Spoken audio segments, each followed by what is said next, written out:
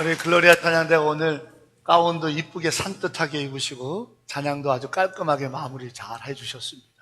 늘 귀한 찬양을 하나님께 영광 올리고 우리가 찬양을 마음밭을 기경하는 것이다, 저는 이렇게 표현하기를 즐거워하는데, 우리의 마음밭을, 영혼을 기경하는 일에 늘 쓰임받는 우리 글로리아 찬양대를 우리 다시 한번 크게 박수로 축복해 주시면 좋겠습니다. 자, 아멘. 주 예수 오시옵소서. 계시록 22장 20절 말씀, 우리가 정말 하나님의 임재를 바라며 가슴에 손을 얹고 고백합니다. 아멘. 주 예수여 오시옵소서. 아멘. 주 예수여 오시옵소서. 아멘. 제가 사실은 작년에 고민을 많았습니다. 처음에는 올해 아멘 주 예수여 오시옵소서 이렇게 해야지, 이렇게 생각을 했어요. 그런데 아마 다들 좀 쑥스러워 하실 것 같은 생각이 들었어요.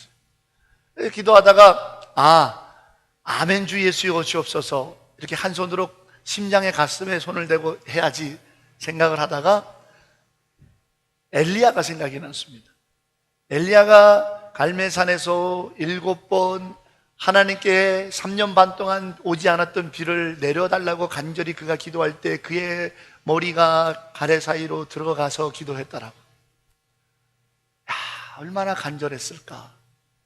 정말 하나님의 임재는 있어도 되고 없어도 되고가 아니라 정말 우리에게 일어나야 될 놀라운 믿음의 사건임을 믿습니다. 그래서 간절해야겠다 해서 한 손을 더 올렸습니다. 조금은 좀 쑥스러우실 수도 있고, 조금은 남자 성도님들 같은 경우에는 이게 좀 그렇다야 이러실 수 있지만, 우리가 어떠한 모양을 취하느냐가 아니라 정말 내가 간절히 주의 성령의 임재를 바라고 있는가, 내가 정말 간절히 주의 성령의 임재를 바라고 있는가. 물론 주의 성령을 간절히 바라는 것이 단순히 손을 하나 올리고 2개 올리고로 나타나는 건 아닐 겁니다. 그러나 그 마음으로 손을 모았다라는 생각을 전해드리는 겁니다. 여러분, C.S. 루이스라고 하는 신학자가 썼던 악마의 편지라고 하는 책에 보면, 마귀는 우리에게 하나님을 갈망하고 하나님을 기억하고 하나님을 사랑하는 일을 나중에, 다음에로 유혹한다라고 써져 있습니다. 나중에 해도 된다는 거예요. 다음에로 미뤄도 된다라고 하는 것이 바로 마귀가 우리를 하나님을 갈망하고 하나님을 사랑하는 거, 하나님을 기억하고 하나님의 말씀에 나아가는 일을 자꾸만 나중에, 다음에로 미루게 만드는 것이 마귀의 권모술수다라고 그는 자기의 책에서 그렇게 피력했습니다. 틀리지 않는 것 같습니다. 우리는 자꾸만 하나님을 갈망하는 이 일을 미루어지게 되는 일들이 너무 많습니다. 스스로 합리화하고 거기에 따라 스스로 의미를 부여하면서 맞아 다음 주부터, 맞아 다음번부터 이렇게 나중에, 다음에로 미루는 하나님을 갈망하는 일들이, 영적 일들이 미뤄지는 경우들이 너무 많습니다. 어느 한 사람이 조리학자가 실험하기 위해서 산에서 버려진 산새아들을 가다가 제비의 둥지에다가 제비알을 빼고, 제비가 나간 사이에 제비알을 빼고 거기다가 산에서 주워온 산새알을 넣었답니다. 제비가 늘 둥지에서 그 알을 품어서 어느 날 부화가 됐어요. 제비가 먹이를 주워다가 잡아다가 그 새끼들을 먹이 드는데 점점 이상한 거예요. 커갈수록 내 새끼가 아닌 것 같은 거. 그래도 먹이다가 뜸해지더니 이 새끼들이 어느 정도 커가면서 제비의 새끼가 아니라는 것이 확연해질 쯤에 제비가 더 이상 그 둥지에 오지 않더라는 거예요. 어미 제비가 말이죠. 결단한 거죠. 이 내 새끼가 아닌 것을 자꾸 먹이느니 내가 다시 시작해야겠다. 더 늦기 전에 내가 내 알들을 낳고 다시 해야겠다라는 뭔가가, 무언의 결단이 그 미물에게도 있었다라는 거예요. 그 글을 읽으면서 우리의 신앙의 때도 결단할 때가 있다라는 거예요. 결단을 요청할 때가 있는 거예요. 더 이상 나중에, 다음에라고 미뤄져야만 할 때는 아니라는 거죠. 아무리 우리의 일상생활에 바쁨이 있다 하더라도 뭔가 이제는 결단이 필요한 시기도 있다라는 거예요. 우리 신앙의 교회력에 따르면 교회의 절기들이 있거든요. 그 중에 이제 2월 14일이 애쉬 웬즈데이, 재수요일이라 해서 사순절이 시작이 됩니다. 예수님이 당하셨던 이 땅에서의 고난과 순환을 기억하며 우리의 마음속에 주님의 고난이 나의 죄 때문이라는 사실을 믿고 또 믿으려 하는 일종의 영적 신앙의 순례의 기간이 시작이 된 겁니다. 이 사순절을 시작하면서 여러분 이제 결단을 뭔가 해야 될 때가 아니냐는 거예요. 뭔가 내가 아멘 주 예수여 오시옵소서 예수님의 임재를 간구하는 신앙의 어떤 결단이 좀 뭔가 필요할 시기라는 거죠. 그래서 오늘 사순절이 시작되는 이 주일을 맞이해서 여러분들을 어느 결단의 장으로 초청하고 싶은 것이 오늘 요한일서 3장 4절로 12절의 말씀입니다. 오늘 말씀은 우리가 요한일서 강해를 지금 계속해 나가는 대로 순서입니다. 그래서 지난주 3장 1절로 3절까지의 말씀에 이어서 하나님의 자녀라 라고 하는 큰 타이틀 안에서 나누어서 보고 있습니다. 하나님의 자녀는 결단이 필요하다라는 거예요. 그게 오늘 우리의 시기 사순절이라는 겁니다. 어떠한 결단도 좋습니다.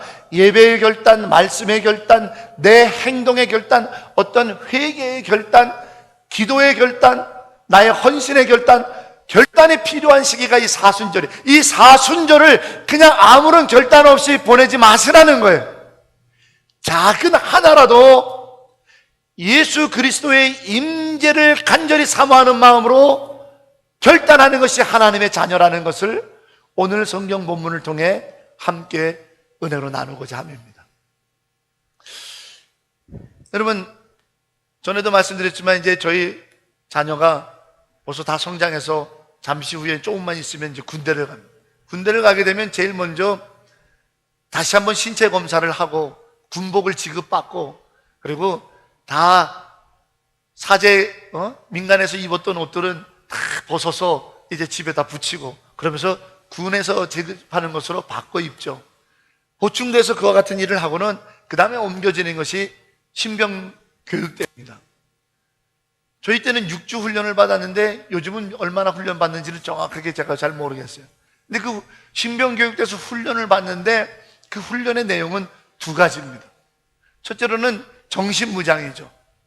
내가 군인이라는 생각을 갖게 만드는 것이 신병교육대의 첫 번째 교육의 목적입니다. 나는 군인이라는 거예요. 나는 여기 놀러 온 것도 아니고 무슨 교회 수련회 온 것도 아니고 무슨 극기훈련 잠깐 받으러 온 게 아니고 나는 군인이 됐다는 사실을 신병교육대에서 계속해서 규율로 훈련으로 때로는 얼차례를 받으면서 너는 군인이라는 생각을 주입시켜 주는 거죠.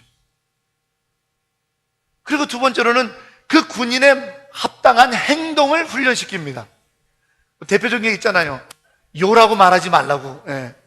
군대에서 요라고 말했다가 병장님 저 화장실 좀 갔다 와도 돼요? 이랬다가는 혼나는 거죠. 예. 다 낚아 이렇게 말투부터 어투부터 사용하는 단어부터 군인의 행동과 군인에 맞게끔 드러나게 훈련시키는 것이 신병교육대. 그래서 군인으로 만드는 거죠. 마찬가지입니다. 우리는 영적인 군병이라 하나님의 자녀 됐다면 하나님의 자녀 다음에 내적 충만함이 있어야 돼요. 그것을 결단하시라고 오늘 말씀을 드리고 싶어요. 내가 하나님의 자녀다운 내적 결단을 위해 내가 하나님의 자녀다움이라고 하는 내적 결단을 위해 여러분 무언가를 이제는 해야 된다는 겁니다. 언제까지 하나님의 자녀인 듯 아닌 듯 하면서 그렇게 이 사순절마저도 보낸다면 우리가 언제 하나님의 자녀된 내적 변화를 경험해 볼 수 있겠습니까? 그것을 꼭 경험해야 되냐라고 묻는 사람들이 있습니다. 안 하셔도 됩니다. 그러나 후회하지 마십시오. 목사인 제가 오늘 이 설교의 자리에서 하나님의 자녀다움의 내적 변화를 꼭 해야 되는가 하는 질문에 제가 드릴 수 있는 답변은 안 하셔도 됩니다. 그러나 후회는 하지 마십시오. 왜? 하나님의 자녀라고 하는 나 안의 내적 변화가 얼마나 위대한 것인지, 얼마나 귀하고 감사한 것인지는 더 이상 말로 설명할 수가 없기 때문입니다. 체험하셔야 돼요. 내가 하나님의 자녀라 하는 내적 변화가 체험되어지기 위해서 결단하라는 얘기예요. 언제? 이 사순절만큼은 놓치지 않았으면 좋겠다라는 거예요. 그러면서 우리가 하나님의 자녀다운 외적 행동들이 드러나야 되는 겁니다. 저 사람이 정말 하나님의 자녀 맞나 할 모습으로 더 이상 살지 말고 어느 하나는 결단하자라는 거예요. 하나님의 자녀다움으로 드러나게 말이죠. 오늘 말씀은 오늘 우리에게 그것을 권면하고 있습니다. 신앙인다운 하나님 자녀다운 내적 변화를 위하여 무엇인가 하나 결단하시고, 그로 인하여 내 안에 하나님의 자녀답다라고 하는 내적 변화들이 일어나기 시작할 때 내가 드디어 내 행동으로, 내 삶으로 하나님의 자녀다운 것들이 드러나게 됩니다. 그 드러날 때 증거를 보게 되고요, 어떤 사람은 기적을 경험하게 되고요, 어떤 사람은 형용할 수 없는, 이 땅에 줄 수 없는 것들에 대한 놀라운 고백들이 쏟아져 나오게 됩니다. 이 사순절이 가장 위대한 시간입니다. 사랑하는 여러분, 사순절을 그냥 아무런 의미 없이 보내지 마십시오. 이 사순절 동안 여러분들이 이따가 마지막 설교 말미에 여러분에게 권면하겠습니다만, 하루 금식을 한번 해보든지 성경을 읽기로 결단한다든지 기도를 이런 식으로 한번 해보겠다고 작정을 하고 기도를 해보든지, 내가 예배를 이렇게 드리겠다라고 하는 예배에 대한 서원을 해보든지, 아니면 내가 하나님 앞에 이렇게 나가겠다라고 하는 기도를, 결단을 요청할 것입니다. 왜요? 그냥 사순절이니까? 아니요. 내 안에 하나님 자녀다운 내적 변화를 기대하기 위해서. 이거 없으면 안 되니까. 내 삶에 하나님의 자녀다운 아름다운 영광의 모습들이 드러나기를 소망하기 때문에. 그것이 어떤 사람에게는 기적이고, 어떤 사람에게는 증거요, 어떤 사람에게는 감사의 간증이요, 어떤 사람에게는 놀라운 찬송이 될 수 있는데, 우리가 언제나 그것을 남의 얘기로만 들을 것이 아니라 나의 일생을 통해서 그와 같은 영광이 드러날 수만 있다면 얼마나 기쁘고 좋겠는가. 사랑하는 여러분, 이 사순절의 결단의 자리에 여러분을 요청하고 초청합니다. 또 나중에, 다음에 미루지 마십시오.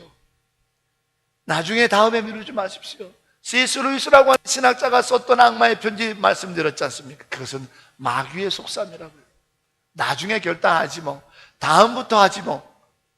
아닙니다. 오늘 여러분의 마음에 성령의 감동과 여러분의 들려지는, 여러분 귓전에 들려지는 말씀에 여러분의 마음이 움직이고 여러분의 지적인 지성들이 결단하셔서 이 사순절 동안 결단의 삶을 살아가는 우리들의 삶 속에 하나님의 자녀다운 나의 내적 은혜의 변화와 하나님의 자녀다운 나의 드러나 보여지는 내 삶의 놀라운 증거들이 우리 모두에게 있기를 주의 이름으로 간절히 축원합니다. 자, 우리 옆에 분 보시고요. 당신은 하나님의 자녀입니다. 아멘. 자, 우리 성경 오늘 본문을 한번 좀 볼까요? 요한일서 3장을 펴보시기 바랍니다.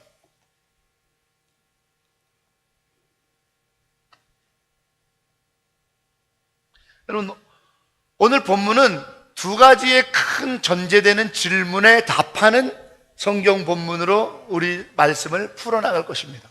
그것은 뭐냐면 두 가지의 질문이 이 안에 4절부터 12절까지 담겨져 있는데 똑같은 질문입니다. 뭐냐면 예수께서 왜 이 땅에 나타나셨는가?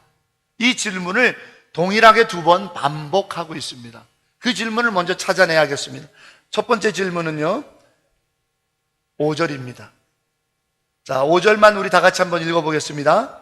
그가 우리 죄를 없애려고 나타나신 것을 너희가 아나니 그에게는 죄가 없느니라. 아멘.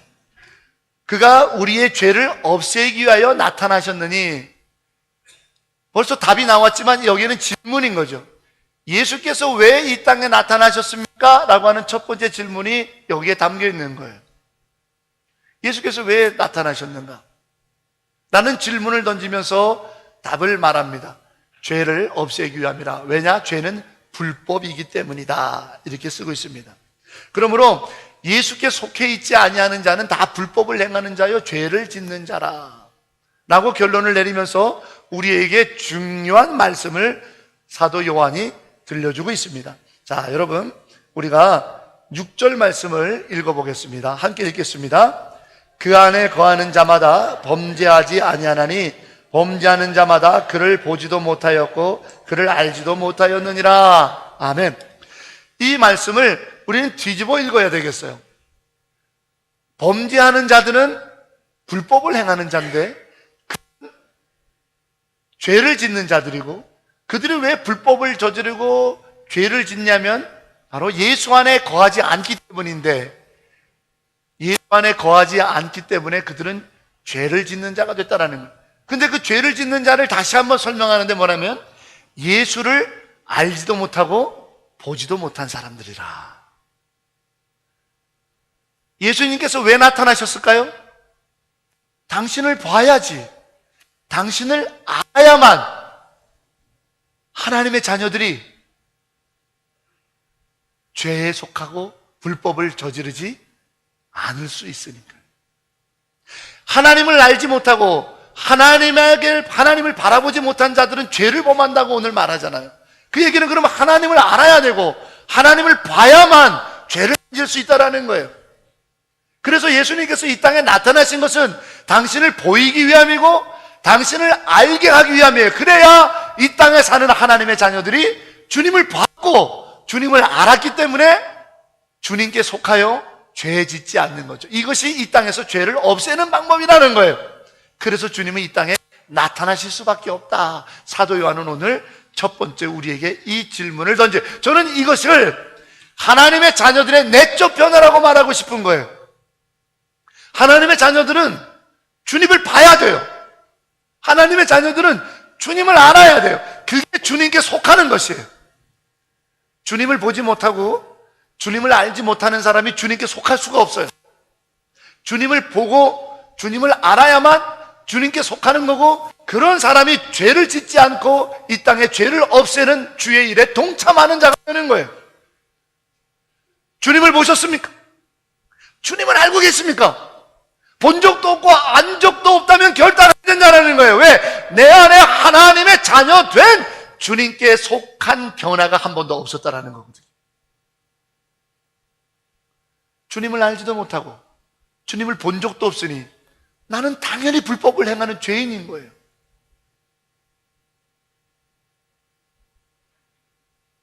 하나님의 자녀라고 불리우기가 너무 옹색한 거예요. 오늘 사도 요한은 우리에게 분명히 말합니다. 우리는 하나님의 자녀라. 우리를 통해서 주님께서는 이 땅에 불법과 죄를 없애기 위해 나타나셨는데, 그거는 뭐다? 바로 주님을 보고 아는 자가 주님께 속함으로 죄를 짓지 않게 되기 때문이다. 여러분, 주님을 보셨습니까? 주님을 아십니까? 주님을 보기 위하여 결단해 본 적이 있으십니까? 주님을 알기 위하여 어떤 결단을 행하십니까? 나중에 다음에 미루지 않았으면 좋겠습니다. 이번 사순절만큼은 내가 뭔가 하나 결단해서 주님, 내가 주님 만나기 원합니다.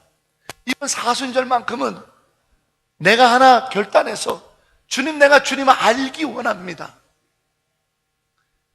나중에 다음에가 아니라 이 결단을 통해 이번 사순절에 내 안에 하나님의 자녀됨의 내적 변화의 체험들이 있어서 주님께 속하는 자들이 되셔서 더 이상 죄 짓지 않고 더 이상 불법을 행하는 자가 아니라 나의 주 예수 그리스도와 함께 이 땅의 죄를 없애버리는 일에 동참하는 진정한 하나님의 자녀가 되시기를 주의 이름으로 축원합니다. 이것이 우리의 믿음입니다. 이것이 우리가 신앙생활을 하는 것입니다. 이 땅에서 부자 되기 위해서 신앙생활을 하는 게 아니고요.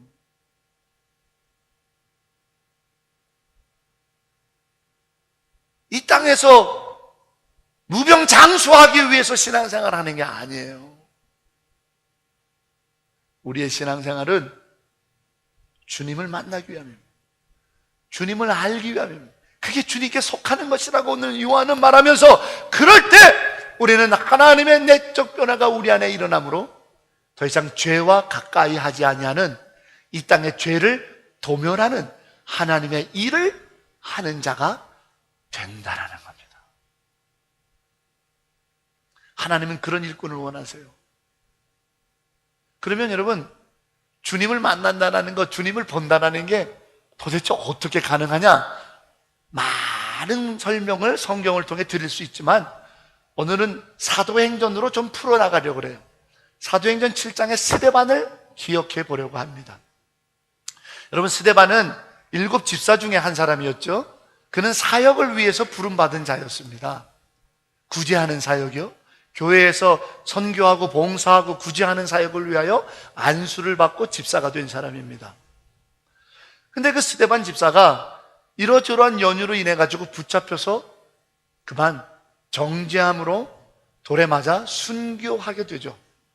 그때 성경은 사도행전 7장의 놀라운 장면을 우리에게 들려줍니다. 저가 돌에 맞아 다 거반 죽게 되었을 때 눈을 들어 하늘을 보니 하늘 보좌가 열리고, 그 하늘 문이 열리고 하늘 보좌에 그 우편에 앉아 계신 분, 예수 그리스도가 보이기 시작하더라고 성경은 쓰고 있어요. 예수 그리스도가 그때 보이더라는 거예요. 이건 무슨 말이냐? 예수님께서 주셨던 약속을 언제나 어느 때나 어느 순간이라 끝까지 믿는 자들에게 주님은 보여진다라는 겁니다.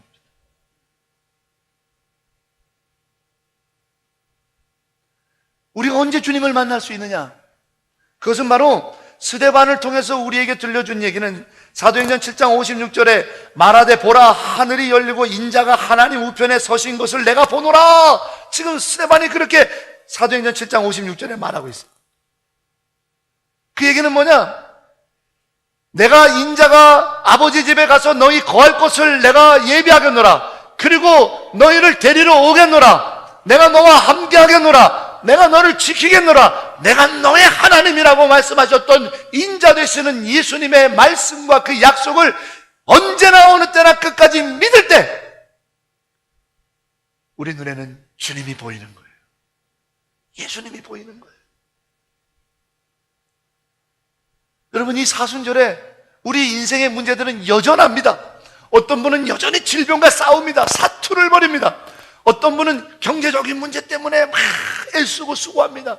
어떤 분은 많은 마음에 곤고한 가족끼리의 불편한 관계, 이런 어려운 인생의 문제들로 인해서 우리 사순절 똑같이 살 겁니다. 사순절 시작됐다고 해서 여러분의 근심, 걱정, 염려, 두려움이 사라지는 것 아닙니다. 그러나 이 사순절에 결단해보는 거예요. 나도 스데반처럼 주님을 바라봄으로 주님 만나야 내 안에 하나님의 자녀 되는 확증이 있기를 원하나니 주여, 내가 이 사순절에 불평하지 않겠습니다. 이 사순절에 원망하지 않겠습니다. 이 사순절에 하나님이 내게 주셨던 이 약속만큼은 믿고 한번 살아보겠습니다. 결단해보는 거예요. 어떠한 상황에도, 어떠한 형편에도 주님 약속 믿을 때 그에게 천국 문은 열리고 하늘 보좌 우편에서 내 거할 것을 예비하시고 나를 부르시는 주님을 볼 수 있는 거죠. 이게 우리의 믿음이요, 이것이 우리의 간증이요, 이것이 우리의 신앙이지 않습니까? 누구나에게 다 가능합니다. 누구나 다 이 말씀을 믿는 자들에게 허락하신 하나님의 은혜입니다. 그러며 하나님의 자녀된 여러분, 주님을 만날 수 있는, 주님을 바라보는 이 믿음의 약속으로 끝까지 삶을 지탱하는 이 자리에 여러분을 초청합니다. 무슨 싸들고 기도원에 가서 금식기도 하고 오시라는 거 아니에요. 여러분의 일상을 사십시오. 여러분의 고난의 현장에 다시 뛰어들어가십시오. 그러나 이제는 원망하는 것 아니요, 이제는 물평하는 것 아니요, 이제는 누구 탓하는 거 아니요, 이제는 누구를 원하면서 사는 것이 아니라 약속을 믿고 한번 살아보십시오. 주의 말씀을 믿고 한번 살아보시는 거예요. 어떤 말씀을 믿고 살아야 될지 모르신다고요? 그러면 작년에 송구여신 예배 때 축복기도 받을 때 여러분에게 주어졌던 그 말씀 카드의 말씀을 한번 붙잡아 보는 거예요. 그거 없으세요? 목사한테 연락하세요. 이 말씀 붙들고 사순절 살라고 한번 여러분에게 말씀을 드리겠습니다.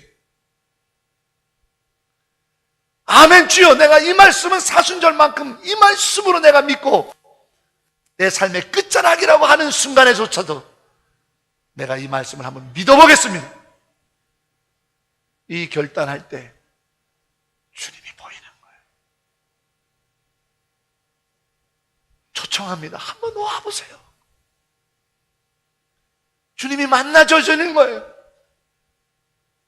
그때 우리는 내적으로 변화됩니다. 하나님의 자녀로. 그 어떤 세상도 이제 그런 사람을 막을 수가 없습니다.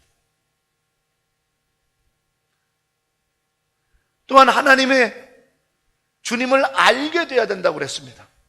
주님을 알게 될 때 우리는 주 안에서 하나님의 거룩한 영광의 역사에 들어갈 수 있습니다.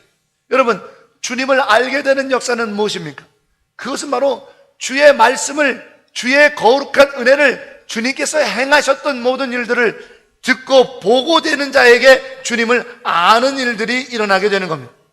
사도행전 8장에 우리는 빌립 집사를 만납니다. 그도 스데반 집사와 같이 교회 사역을 위해서 안수받아서 세움받은 집사입니다. 근데 이 빌립 집사가 하나님의 성령의 이끌림에 따라 광야로 가게 되는 장면이 사도행전 8장에 나와요. 거기에서 나를 왜 이리로 데려오셨을까? 의아하게 하고 있는 때 한 행렬을 보죠. 이디오피아, 아프리카의 이디오피아 간닥의 여왕의 금고를 맡은 넷이 신하를 만나게 됩니다. 그런데 그 사람이 지나가는 것을 가만히 보니까 익숙하게 들렸던 아는 얘기를 중얼중얼 하는 거예요. 그러니까 이사야의 선지자 말씀을 두루마리로 읽고 있는 거예요. 빌립이 다가가죠. 당신이 지금 읽고 있는 게 뭔지 아시오? 그 이디오피아 내시가 말합니다. 내가 도통 모르겠어. 그지 않아도 읽고 또 읽고 읽고 또 읽고 읽고 또 읽고 있는데 이게 무슨 말인지 도저히 모르겠다라고 말합니다. 그때 이 빌립이 그 이사야 선지자가 그 옛날 구약시대에 이스라엘의 중심인 예루살렘에서 예언했던 그 내용이 바로 예수라는 구세주에 대한 내용인데, 그는 이러한 분이며 구약에 예언되어 있는 것처럼 십자가에 죽으시며 이렇게 되었다라고 하는 말씀을 풀어 설명해 줍니다. 그때 이 이디오피아 내시가 주님을 만납니다. 뜨거워집니다. 옳거니 내가 믿겠습니다. 내가 믿겠다는데 지금 내가 세례받는 데 있어서 걸림돌이 있습니까? 하나도 없습니다. 세례받읍시다 하고 빌립이 그 자리에서 그에게 세례를 베푸는 기록이 사도행전 8장에 나옵니다. 이방인 중에 이방인입니다. 이디오피아 내시.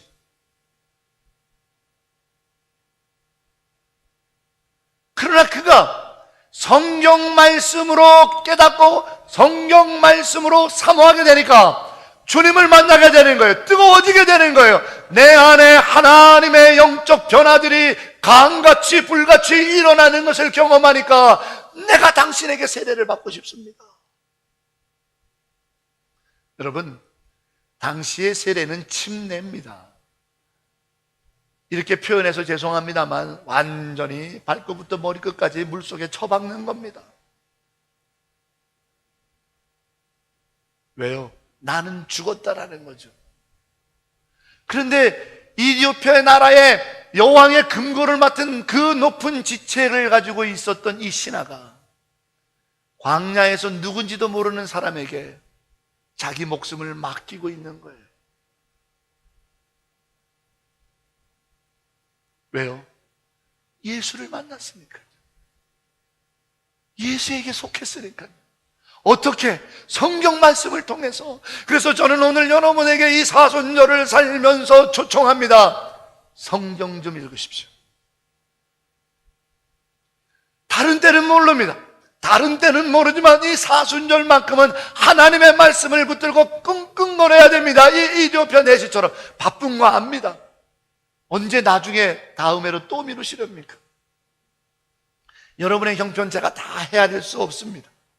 여러분의 생업의 현장이 어떤지 모릅니다. 그냥 추청할 뿐입니다. 당해보지 않은 사람은 모르니 그냥 편하게 얘기한다고 생각하시는지도 모릅니다. 그럴 수도 있습니다. 교회 안에만 있어서 모를 수 있습니다. 그러나 하나님의 성령께서 저는 이 말씀을 묵상할 때 저의 마음을 두드리십니다. 외치라고요. 이 사순절에 성경 말씀을 읽으라고 외치라고요. 주님이 만나기를 원하시는 분이 있다고요.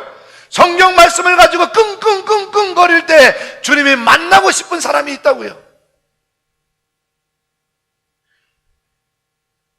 사랑하는 여러분, 이 거룩한 은혜의 자리 여러분을 초청합니다. 사순절 그냥 보내지 마세요. 나중에 다음 해로 미루지 마세요. 주의 말씀을 끝까지 믿고 그 말씀으로 씨름하는 자, 그가 주를 본 자요, 주를 만난 자요, 주를 믿는 자, 아는 자입니다. 그럴 때 우리에게 천국문은 열리고 예수의 영광은 드러나고 그 안에 속하였을 때 우리는 이제 더 이상 불법을 행하는 자가 아닙니다. 우리는 죄짓지 않게 되어 있습니다. 그 말씀이 우리를 이끄시기 때문에 놀라운 영광의 역사들이 일어날 것입니다. 그와 같은 하나님의 자녀의 내적 변화들, 성령의 변화들이 우리 안에 일어나는 이 사순절이 되기를 주의 이름으로 축원합니다. 성경은 오늘 사도 요한은 그것을 한 단어로 우리에게 말합니다. 하나님의 씨가 너희 안에 있다고요. 자, 두 번째 질문을 우리 한번 접해보려고 합니다. 여러분 8절입니다.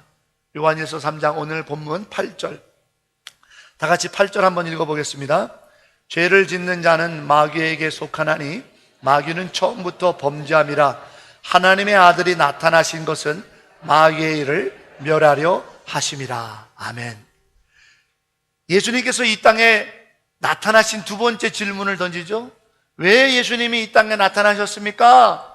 마귀의 일을 멸하려고 그런다. 마귀의 일이 그럼 뭐냐? 사도 요한이 오늘 성경을 통해 우리에게 들려주죠. 미혹한다고요. 유혹한다고요. 어떻게? 의로운 일을 행하지 못하도록. 우리는 다 하나님의 씨가 우리 안에 있다고 그랬습니다. 자, 성경을 다시 한번 보겠습니다. 10절입니다. 9절입니다. 이어지는 9절, 8절 이어지는 9절 읽겠습니다. 하나님께로부터 난 자마다 죄를 짓지 아니하나니 이는 하나님의 씨가 그에 속해 거하며 그도 범죄하지 못하는 것은 하나님께로부터 났음이로라. 요한은 분명히 우리에게 하나님의 씨가 있다고 그럽니다. 그 씨를 싹 틔우고 꽃 피우고 열매를 맺게 해야 되는 결단이 필요한 거죠. 이 일을 행하면 마귀의 일이 이 땅에서 도멸된대요. 어떤 거요? 의로운 일을 못하도록 꼬시고 유혹하고 또는 협박하고 걸박하고 박해하는 이 마귀의 거짓말된 일들이 이 땅에서 사라진다는 거예요. 그러면서 이 의로운 일을 못하도록 유혹하는 마귀의 일을 꺾기 위하여 예수께서 이 땅에 하나님의 아들이 나타나셨다. 결론을 그리고 맺어집니다. 그 의로운 일, 마귀가 못하도록 자꾸 우리를 유혹하고 들쑤시는 그 하나님의 일, 그 영광의 일, 형제를 사랑하는 것이라고 쓰고 있죠. 여러분 결론을 한번 읽어볼까요? 11절입니다. 함께 읽어봅니다. 우리는 서로 사랑할지니 이는 너희가 처음부터 들은 소식이라. 아멘. 마귀는 이 일을 못하게 한다는 거예요. 마귀의 일을 이 땅에서 없애버리려고 예수께서 나타나셨는데 마귀의 일이 뭔가 봤더니 사랑하지 못하게 하는 거라는 거예요. 사랑하지 못하게 하기 위하여 유혹도 하고 겁박도 하고 박해도 한다라는 거죠. 사랑하지 못하도록. 그런데 너희는 하나님의 씨가 너희 안에 있으니 그 사랑의 씨, 그 보혈, 그 예수의 이름의 사랑의 은총의 씨가 너희 안에 있으니 너희는 마귀의 일을 도멸하려고 하는 주의 일에 동참하는 자가 되라. 그러므로 너희의 외적 모습으로 드러내 보여라. 하나님의 자녀다운 사랑하는 일을 말입니다. 여기서 우리는 마지막으로 사도행전 9장에 요바에 살고 있던 다비다라고 하는 여인을 기억하고자 합니다. 그녀도 추정컨대 과부입니다. 남편을 일찍 여의어서 그녀조차도 먹고 살기가 쉽지 않은 상황이었어요. 그러나 그녀는 하나님의 자녀로서 자기 안에 있는 하나님의 씨를 키워냈던 사람입니다. 자기가 할 수 있는 최선의 것을 다하여 사람들을 구제하고 사랑합니다. 그녀의 그 사랑이 증거가 돼서 그녀는 질병 가운데 죽을 수밖에 없었지만 하나님의 사도 베드로를 통하여 생명이 구원함을 얻는 놀라운 기적의 증거가 됐습니다. 요한복음 13장에 사도 요한은 또한 예수님의 말씀을 명확하게 적시합니다. 내가 새 계명을 주노니 서로 사랑하라. 너희가 사랑하면 이로써 세상 사람들이 너희가 내 제자인 줄 알 것이다. 이 말씀은 오늘 말씀으로 바꾸면 이렇게 됩니다. 너희는 하나님의 자녀답게 사랑의 모습을 나타내 보이라. 너희의 사랑함이 드러나는 것을 통해 세상 사람들은 하나님의 사랑을 알게 될 것이라. 하나님의 자녀들은 하나님의 사랑을 드러내는 자라는 거예요. 하나님의 사랑을 드러냄으로 말미암아, 즉 하나님을 그 사랑답게 사랑함으로 말미암아 마귀의 괴계를 이 땅에서 끊어내는 주의 일을 하는 자가 된 자라는 겁니다.